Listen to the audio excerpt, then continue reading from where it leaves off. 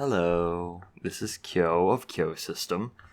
I finished reading the essay that I mentioned in one of my previous episodes. Since this is the second time I'm mentioning it, I'll put a link to it in the description. I won't really, again, I don't think I will talk about the specifics of most of it in any of these episodes because suffice it to say, it's not safe for work. Not that this is a work podcast, but I think you get the idea. But I'll post a link, and so if you are curious, you can check it out.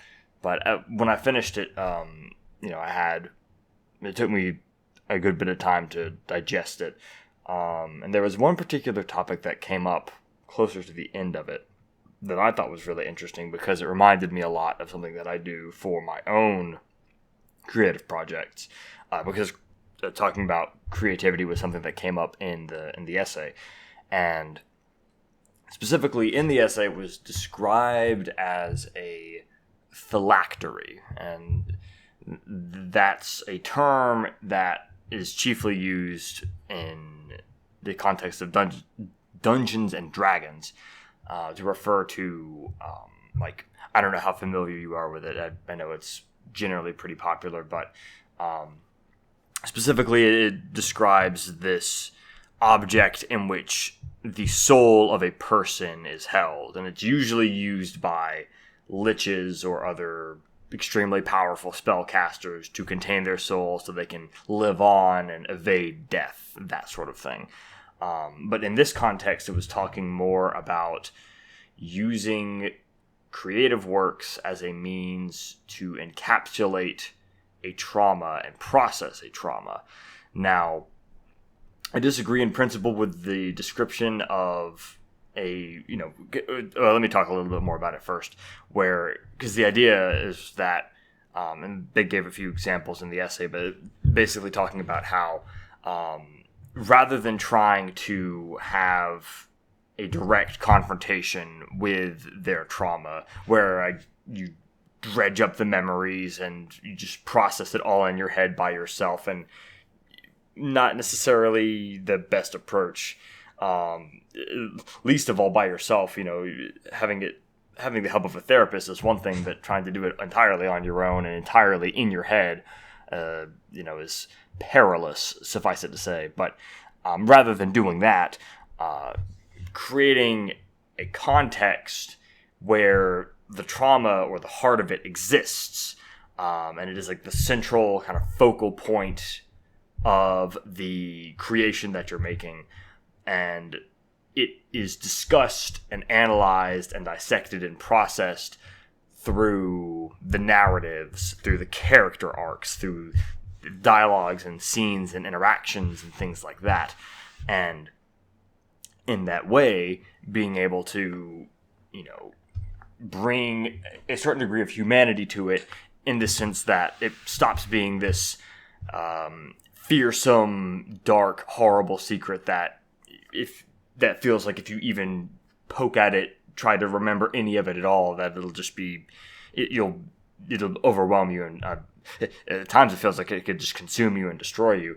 But instead of turning it from something like that into just an incident that happened to you, that just could happen to anyone, has happened to many people, and addressing it in a way where it's it stops being this unspeakable thing, and it helps you to recover from it. It helps you to process it and gain a more healthy perspective on it. And this is naturally something that I've done myself. Again, remembrance is the easy example for this one, where about partway through development, I started writing a lot of trauma that happened to me, things that I had experienced, some things that I had completely repressed and forgotten, and then that emerged over the course of me developing remembrance and writing it and poking at those amnesia barriers. And so I guess you could argue that in a sense I had inadvertently created one of these trauma phylacteries myself. But the thing with the term phylactery, it again, just in principle, it kind of bothers me to conflate the trauma with a human soul, because and this was something that came up a few times in the essay, where because the central focal point of the essay is a very severe, very profound trauma that the writer has been struggling with their entire life. And I'm certainly not making light of that. I'm not saying that they, because it is, suffice it to say, it's a doozy, right? But it's the conflation with it as being like your entire soul is defiled by this one incident, that your entire, not just defiled, but also even defined by this one incident. And that when in creating this phylactery, you're creating, like, to say, oh, well, I'm encapsulating my soul in this thing, and then you only encapsulate this trauma that happened to you, and to conflate the two, I feel is a bit destructive of a perspective, of a mindset to have, because then it sort of reduces you to where you were nothing but this trauma that happened to you, which isn't true. And trust me, I'm very sympathetic. I have been in that mindset, in that sort of style of thinking for the longest time, so I know how easy it is to fall into that trap. But that's a bit of semantics, really. That's not that wasn't the point they were trying to make, and that's not the point I'm really trying to make, other than this brief tangent here. But I think it's a very good approach, a very good idea in general, because a lot of people, well, let's face it, we live in a world that is something of a very nasty place in a lot of cases for a lot of people. And there is a lot of trauma to go around, especially these days where violent crime is on the rise, so on and so forth. Again, not going to get into all that, but we all, I think, are understanding where things are with all this.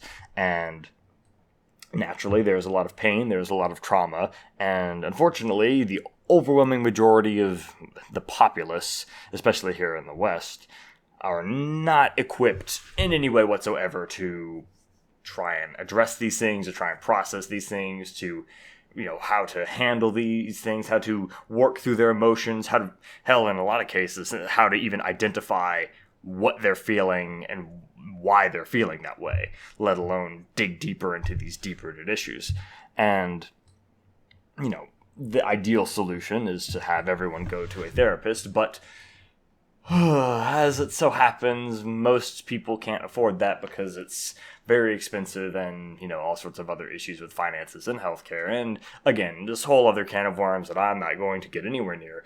But long story short, there's a lot of trauma to go around, and there is a desperate need for some very accessible, very manageable way to approach it and to try and process it, or at the very least, well, even if you are seeing a therapist, it's not like the therapist can do all of this work for you. A lot of processing trauma, certainly the therapist can be there to help you, to point out destructive thinking patterns, to help you learn coping techniques, things like that, which are all very, very valuable. But in terms of actually facing the memories, confronting what happened to you, and framing it as that rather than as this soul-tainting curse that has been placed upon you. A lot of that work you have to do yourself, quite frankly. And so this idea of taking these events that happen to you, these scenarios, these feelings, and removing them from yourself and putting them in an environment where maybe they happen to a character who has a actual, like, robust support group of other people, of like an environment that they're in, where they are trying to live with this particular neuroses or trauma or, so on and so forth. And over the course of the narrative, they develop as a character, they interact with other characters who also develop, and they talk about the issue, they examine it. It's seen as like well, sure, this happened to you, but this isn't who you are. This is so on and so forth, however you want to write it. And then in the process of writing that, or drawing that, or whatever medium they choose to do it through, the perspective isn't just something that they write, but it also is internalized with them. And that was a very valuable thing, very valuable for me when I wrote Remembrance. At the end of Kim's character arc, she has this realization, or comes to this sort of new perspective about everything that happened to her and what she wants out of her life and the direction she wants to go in, going forward, based on everything that not just everything that happened to her, but remembering all of it and talking about it with Ashley and Jesse, and just trying to get a bearing on that these things aren't just they don't just define her and her entire life. It's not, Kim is not just these traumas that happened to her. It's like, no. These are, sure, they were horrible and they were terrifying to even think about, so much so that, she repressed it to the point of forgetting it, that they even happened in the first place. But in the end, they were just things that happened, and they don't strip her of her control of herself, and so on and so forth. And when I wrote that, it wasn't just me putting something in there for the sake of, and this is how her arc should end, and then you go into this really hard maze, blah blah blah. No, it I mean that is what happens, but that actually was like a perspective that became internalized for me. And as I wrote through this, and as I wrote through Remembrance, and I remembered all these things myself and processed all of it. So I feel like for those of you who might have a creative glint to you, a creative spark waiting to blossom, to mix a metaphor there, I feel like that is potentially a very helpful technique that you could use to try and remove some of the fear from facing your trauma, to remove some of this insurmountable, suffocating feeling where the mere thought of trying to remember it in the first place just is petrifying, or feeling like if you try to open up to anyone about it, it is such a horrible, dark, corrupting thing that you worry you would not that you yourself aren't or not alone are you defiled by what happened, but that you would potentially sully whoever you tried to talk to about it, or push them away, ruin your friendship, and all these other destructive thought patterns and assumptions. To have this environment where it's safely contained, and to dissect it that way, and to analyze it that way, and process it that way, so it's like keeping it at arm's length, not just from everybody else and from yourself, but also, not just from everybody else, but also from yourself, and in that way, working through it for yourself while also, bringing it to light, so on and so forth. But that pretty much sums up my thoughts as far as these trauma phylacteries go. Now, of course, I hope that you haven't had anything horribly traumatic happen to you. God, I hope not. But in any case, I do hope that you enjoyed listening to this, and maybe you find this idea interesting. You might want to try it for yourself, or suggest it, or maybe not.